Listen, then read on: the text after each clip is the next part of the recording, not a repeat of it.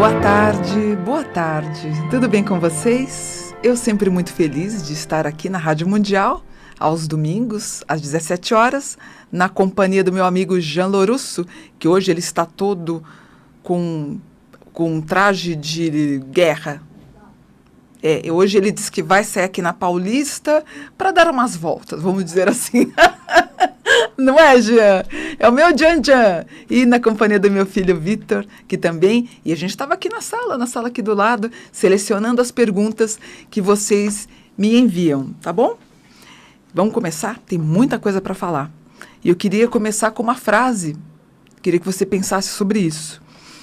Nós criamos os nossos inimigos. Espíritos grandiosos sempre encontram oposição violenta de mentes medíocres.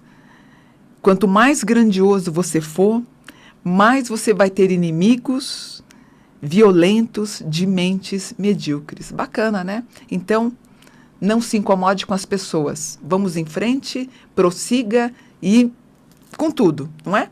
E semana passada, eu fiz um comentário sobre o ponto da virada ou de virada. Ponto da virada. E como é que a gente faz para viralizar um produto? Assim, 50% dos meus consulentes, eles querem montar alguma coisa e os outros 50% são CLT, trabalho, enfim. E outras querem empreender. Como é que você sabe que você é um bom empreendedor? Como é que você consegue dar uma virada, uma grande mudança? Como é que você pode dar uma guinada na tua vida? Claro que o começo ele é difícil, né? Tem até uma tradição que se diz isso. Você primeiro vai empurrar a pedra volta, cai tudo de novo. Você vai empurrar para a montanha, subindo a montanha, chega lá no alto, você não dá conta, desce. Isso é o começo.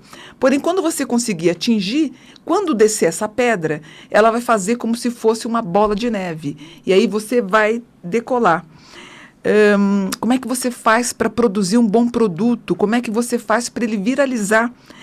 Primeiro você tem que impulsionar, você tem que comunicar sobre o seu produto. Provavelmente, no começo, vamos ver se você consegue o aval de 6 pessoas. Na verdade, você precisaria do aval de 100 pessoas. Mas tem que ser 100 pessoas críticas. Por exemplo, faz de conta que você vai fazer um brigadeiro. Eu quero ver com 100 pessoas o que elas acham. Se está bom, se está macio, se está docinho, se está gostoso, se tem consistência. Como é que a gente vai fazer? Você pode até oferecer gratuitamente ou cobrar barato para ver se a resposta é boa. Eu ensino isso nos meus cursos de tarô. Primeiro eu falo para ela, antes de você começar a anunciar o teu produto como taróloga, eu quero que você treine, ofereça, cobre R$10, R$20, ofereça o seu produto para alguém, para você testar e vamos ver o que ela responde para você. Outra coisa, você precisa também entender sobre o assunto. Se você quer fazer o tal brigadeiro, você tem que ler sobre as receitas e as melhores que você quiser. Então, como é que você vai dar essa virada na tua vida? Primeiro, você tem que dar forma. Você tem que dar forma a algo que você está imaginando. É como a história que eu falei para vocês do brigadeiro. E você tem que dar sentido para a tua busca. Por exemplo, na época que eu escrevi um livro, as pessoas falam e vão falar sobre anjos. O que eu fiz? Eu fiz um estudo diferente. Eu estudei sobre os anjos cabalísticos. Quando eu fui na mídia para falar sobre os anjos cabalísticos, deu um estouro na década de 90, né? Eu fui a autora, uma das autoras mais lidas na década de 90, juntamente com Paulo Coelho e a Zíbia Gasparetto. Basta você procurar no Google, eu apareço nas listas dos best-sellers de todos os meios de comunicação. E como é que a gente faz isso? Basicamente, você tem que enfrentar uma dificuldade. Eu lembro que quando eu escrevi o livro, eu não consegui editora, eu conto isso nas minhas entrevistas, não consegui. Eu bati em 10 editoras, ninguém quis, fui em todas, que você imaginar. Todo mundo recusou e fez pouco caso. E uma senhora que estava no meu curso falou assim, escuta, por que você não roda por conta? Eu tenho uma garagem no fundo das minhas casas, a gente pode colocar uma maquininha, uma gráfica e você roda. Aí eu falei, legal, vamos rodar 1000 livros. Pensei, eu fazia o programa na Bandeirantes, eu falei, eu vou ter público, os meus alunos vão comprar. E eu lembro que eu fiz um empréstimo no Banco Itaú e foi o equivalente a $1.000, seria hoje mais ou menos o equivalente a R$4.000. E foi muito difícil, foi o começo. e eu tinha um carro super ruim, ele estava até com o motor fundido, difícil tinha que andar bem devagarzinho, ele já tinha passado pelo motor fundido, é claro, ele foi arrumado, mas para não dar problema, tinha que andar bem devagarzinho. E eu fui deixando os livros nas bancas de jornal. Eu tinha até vergonha de deixar em livraria, porque eu não tinha nem a nota fiscal, porque era tudo feito no fundo do quintal. E fui deixando em banca de jornal, eu deixava um e outro, e deixei na banca de jornal da La Selva, lá do aeroporto de Congonhas. Quem é que compra? A diretora do programa do Jô Soares. Ela compra, ela viu, gostou, dá para o Jô lê o livro e me convida para o programa. E assim, eu vendi na década de 90 o equivalente em todos os meus livros a 6 milhões de exemplares. Quer dizer, eu fui uma das mais lidas na década de 90, junto ao Paulo Coelho e a Ziba Gasparetto, que eu sempre enalteci. Eu tive umas rixinhas lá com o Paulo Coelho na década de 90, porque ele dizia que fazia chover, que fazia sol, aquelas coisas todas. E eu falava, não precisa fazer isso, você é um autor consagrado, não precisa ficar falando essas coisas. E ele falava do Caminho de Santiago, eu tive pessoas que venderam casas para fazer o Caminho de Santiago, achando que isso ia dar esse tal ponto de virada que eu estou falando, né? Outra coisa que as pessoas gostam muito é quando você conta a sua história. E quem é teu público-alvo? Outra coisa que a gente precisa entender é que para viralizar teu produto, teu brigadeiro, você vai ter que ser consumido, no caso brigadeiro, para o público criança, para crianças, para jovens e para as pessoas mais velhas. Se você for no Google hoje, a pessoa mais... O produto, eu não sei qual é o produto mais popular. Você quer dar uma olhada em qual produto seria, mas não tem como ver, né? Um produto mais popular. Hoje eu não saberia falar agora rapidamente.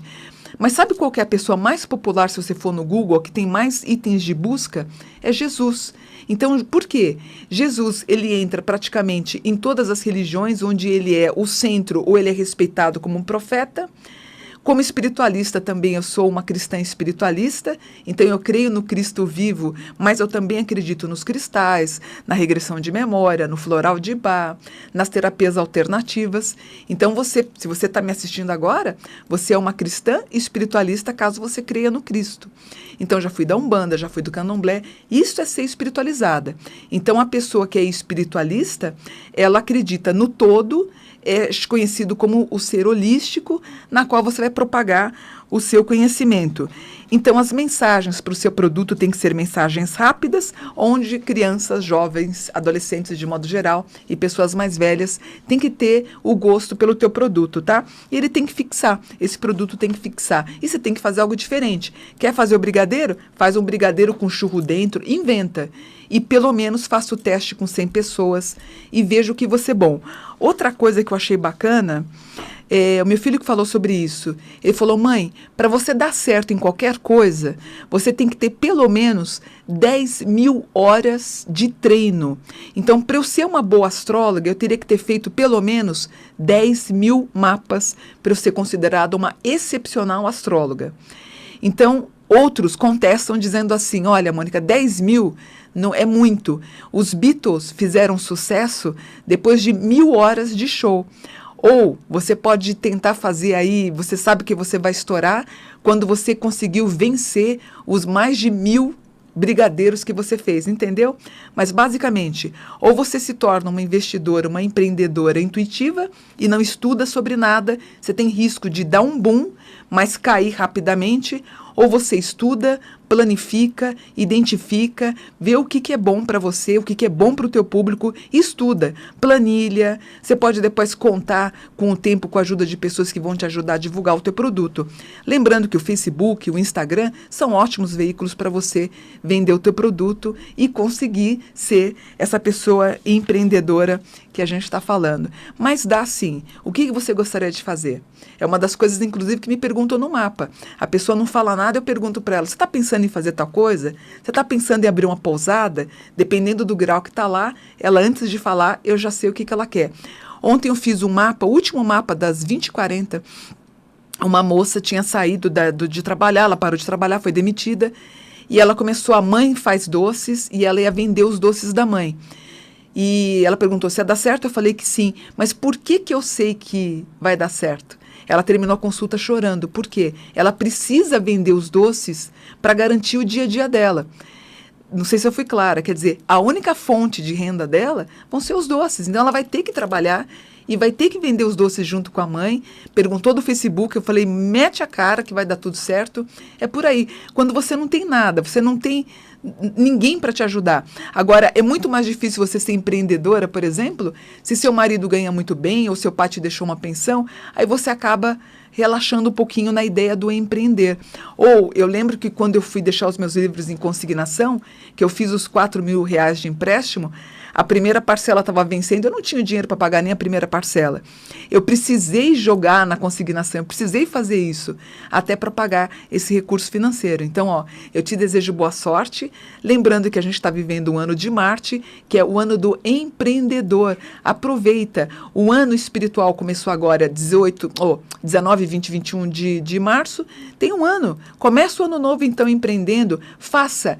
Pensa comigo, o que você faz bem da tua vida? No que você é bom?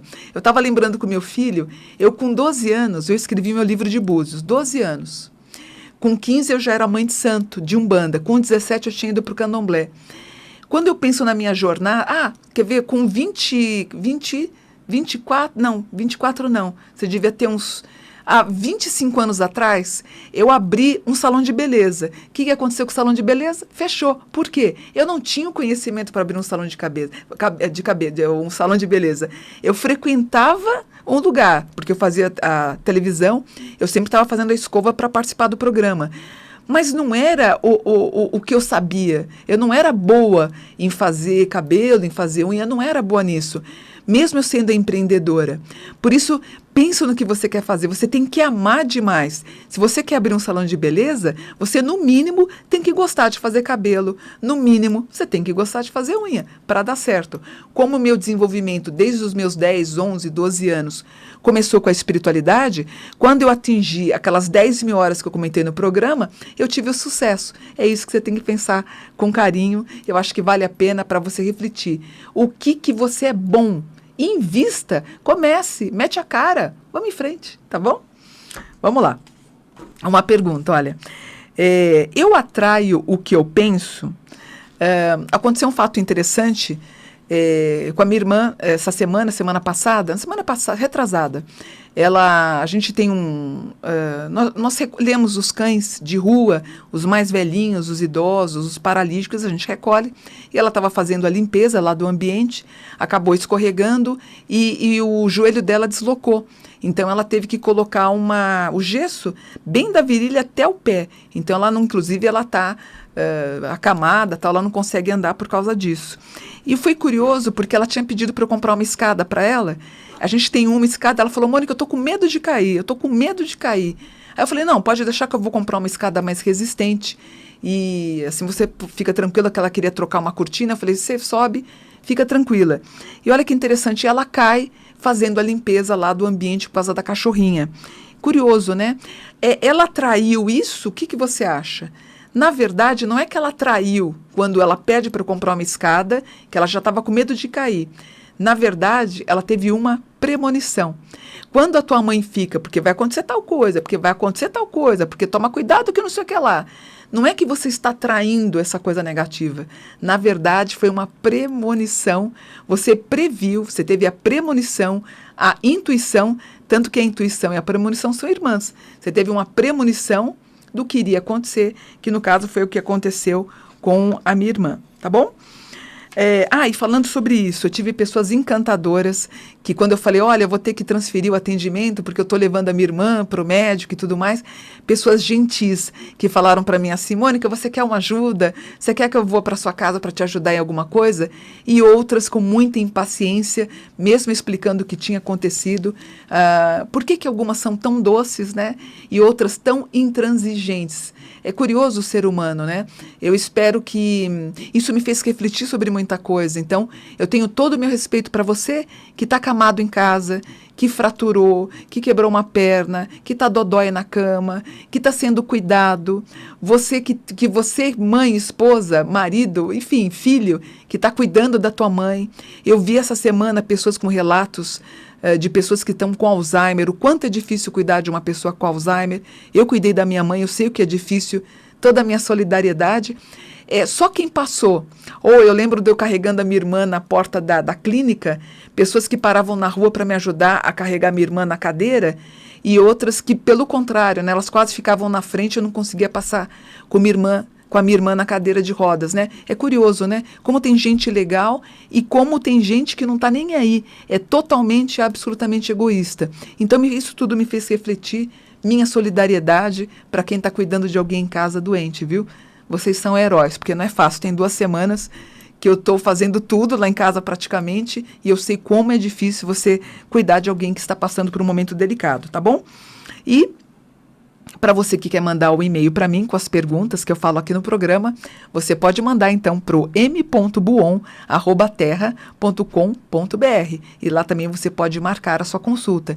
Eu só tenho atendimento para meados de junho, mas aí a minha irmã ou a Sônia, que é a minha secretária, a gente está tentando antecipar algumas pessoas. Eu fazia meu trabalho das 9 até as 7 da noite, eu estou começando às 8 da manhã até às 22 horas, porque muita gente está me procurando, agenda lotada, fico feliz por causa das aulas que eu dou. Tanto que eu não consigo dar aula mais esse semestre. Só a partir de agosto eu vou voltar a abrir agenda para poder cumprir os meus horários e dos atendimentos também, tá bom?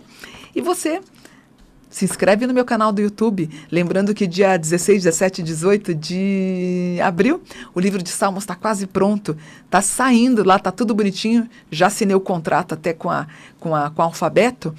Deve chegar então 17, 18, 19, a gente vai postar para vocês, ficou bárbaro o livro, então a gente está fazendo tudo novinho, uma coleção novinha, e o meu filho está cuidando na página do YouTube, que você vai digitar então, editora, Companhia dos Anjos, ou meu nome, Mônica Bonfiglio. Na verdade, eu quero que você se inscreva, porque nós vamos fazer sorteio de livros, palestras gratuitas. O Jean posta toda terça-feira. Então, nós vamos fazer palestra, livros, atendimento que eu vou dar de presente.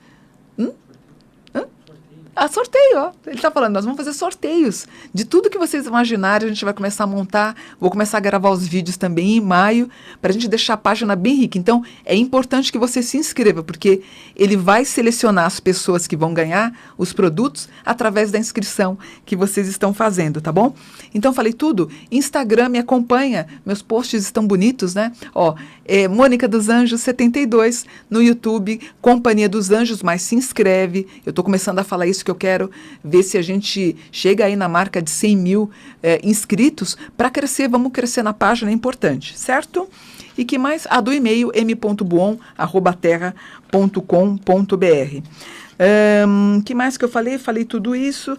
Não posso esquecer, gente, o site. Se você quiser adquirir os meus livros, você pode ir no www.magiadosanjos.com.br. Lá você pode adquirir todos os livros, tem os combos, que são produtos mais promocionais, tá bom? No BBB 19, a Paula pergunta sobre doação de órgãos. E ela diz o seguinte: como é que eu vou chegar no céu sem um olho ou sem coração? Como é que eu vou ver no céu? Entenderam? Pois é. Isso é péssimo, né? Para a campanha de doação de órgãos. É óbvio, gente, você depois que morre, você tem o seu espírito, você não vai precisar do teu olho material, do teu coração material. É tudo de forma espiritual. Quando ela pergunta isso e faz essa indagação, eu fico imaginando quantas pessoas que também devem pensar da mesma forma e acabam não doando os órgãos porque acha que no outro plano vai precisar do coração ou vai precisar dos olhos. É um absurdo, mas é importante dizer que não. Em forma espiritual, não precisa. Você é dotado de tudo. Por exemplo, uma pessoa que teve um problema de cegueira, espiritualmente ela está com os olhos, ela está enxergando. Uma pessoa que vai ter problema cardíaco e morre do coração, enfim, depois de morto, você vai estar com todo o seu plano espiritual perfeito. E claro que você, quando faz a doação dos órgãos, você consegue contribuir para 6, 7, até 8 pessoas. Se eu não me engano, acho que até 10 pessoas conseguem ser beneficiadas, porque se pode doar pele, inclusive pele, os olhos, fígado, rim, baço, tudo, né, gente? E é uma forma, toda vez que eu penso na doação de órgãos, eu lembro na história que é possível ressuscitar, né? É o morto que ressuscita, tá bom? uma pergunta que fizeram para mim, olha. Mônica, boa tarde. Eu gostaria de saber o que é fechar o corpo. É indicado? A Umbanda perto da minha casa vai fazer o fechamento do corpo na Sexta-feira Santa. E eu gostaria de saber o que significa antes de procurá-los. Muito obrigada. Eu nunca falo o nome das pessoas para poupar. Tem na Umbanda, tem no Candomblé. Geralmente se faz na Sexta-feira Santa. Você vai fechar o corpo, você vai ficar praticamente com o ano inteiro com o corpo fechado. No Candomblé, eles pegam um canivete, eles fazem uma cruz e 5 risquinhos na moleira, na língua, nas mãos, nos pés, na palma do pé, em cima, nas mãos e aqui. A forma da cruzinha, pelo menos na nação Queto que eu era, né? A cruz aqui aqui na frente e atrás. Então, é uma forma de cruz com cinco pauzinhos assim, e você está fechando o corpo. Geralmente o Pai de Santo faz com canivete, você paga esse trabalho que ele está fazendo, ele faz as orações e fecha o teu corpo. Tanto que quando eu fiz, que eu tinha 17, 18 anos, eu fechei meu corpo, eu estava tão segura que eu tinha um corpo fechado, o que eu fiz? Para sair de uma casa tensa que era minha, já contei essa história para vocês, eu tinha uma relação muito difícil com a minha mãe e meu pai, eu prefiro sair de casa. Na verdade, eu vou perguntar para meu menininho se eu estava no caminho certo do candomblé, porque meu pai acabou separando da minha mãe disse que a culpa era minha, que tudo aconteceu da separação, ele já tinha uma outra família, e ela fala assim, foi por causa das tuas macumbas que você foi embora. Aliás, sempre é culpa do esoterismo e da espiritualidade, né? Eu tenho uma discussão, pego as minhas coisas, minha mochila, vou para Salvador de carona para encontrar a mãe menininha. Depois eu estendo, vou para Fortaleza, fui para Jericoacoara, onde eu estava vendendo, sabe o quê? Cocada. E voltei, vendia cocada, vendia muitas por dia. Eu tinha um diferencial na hora de confeccionar cocada. Com dinheiro eu volto, junto dinheiro. Fui empregada doméstica em Salvador, em Fortaleza. Eu volto, abro a minha primeira escola espiritualista do Brasil, onde eu ensinava de A a Z, por pura necessidade. E por que eu estou falando isso dessa história? Eu acreditava que eu estava com o corpo fechado e nada me aconteceria. Graças a Deus não aconteceu, porque eu dormia na rodoviária, eu dormia em banco de praça pública. Gente, eu não tinha dia assim, quando eu cheguei lá não tinha, depois quando eu voltei sim, mas o meu começo, que eu fiquei quase 1 ano na rua, foi muito difícil. Até eu estava falando para meu filho que eu quero escrever um novo livro falando sobre esse assunto, mas eu acreditava que eu estava com o corpo fechado, e estava. Então, se você quiser, na Sexta-feira Santa e na Umbanda, você vai fechar o teu corpo, dá uma procurada no Google para ver qual centro que faz isso, tem centros que não fazem, e no Candomblé, o pai ou a mãe de santo também fazem, vai fechar o teu corpo, você vai ficar protegido, só que no Candomblé corta com o canivete ou, em alguns casos, usa gilete, né? E ele vai acabar fechando, trazendo harmonia. Eu fechei o corpo do meu filho, fiz. Você estava com quantos anos? 13 anos, eu fechei teu corpo. 13 anos. E você foi corajoso, eu fui com a gilete e cortei você e fiz as curas, e você quietinho lá, segurando a dor, e você fez. Claro que com a gilete não vai machucar tanto, mas o canivete você sente na moleira, na cabeça, na língua, dói bastante. Na Umbanda não tem, é outra forma de fechar o corpo. E você faz nos pés e tudo mais. O que acontece? Quando existe algum tipo de perigo, a cura coça. Esse desenho do que você... E a gente tem muito orgulho, viu? Eu lembro que eu usava camiseta para mostrar as minhas curas, a gente se sente muito orgulhosa de ter as curas no corpo. E quando você está para acontecer um perigo, o que acontece? A cura, o desenho, o risco, começa a coçar de forma desesperadora. É uma forma de falar, não vai por ali. Então a gente não vai, é a forma de dizer que o corpo está fechado, tá bom? Então é isso, meus amores, ó. Eu queria falar, né, depois, semana que vem, eu quero falar de alguns absurdos que eu vi essa semana nas consultas. Não absurdo, eu queria fazer uns comentários de maridos que bebem, filhos que vão no psicólogo. Uma cliente falou que o menino estava com problema, estava indo no psicólogo. No desenrolar da consulta, o pai bebia, na quinta voltava na casa domingo e muitas vezes tinha que ser recolhido até da rua, gente. E o menino indo no psicólogo, o errado aí, no caso, é o pai, teria que ter ele o tratamento psicológico. Mas eu quero falar sobre isso semana que vem e ainda acham que era um obsessor. A gente tem que cuidar desses processos depressivos com a bebida e no fundo, vamos ter que trabalhar isso. Vou falar sobre isso semana que vem, tá bom? Eu vou ficando por aqui e eu sempre digo no final do programa, protege-me Deus, protege-me Deus, protege-me Deus. E que vocês tenham uma ótima semana e domingo que vem eu volto para mais um programa Mônica Bonfilho, Namastê, gratidão.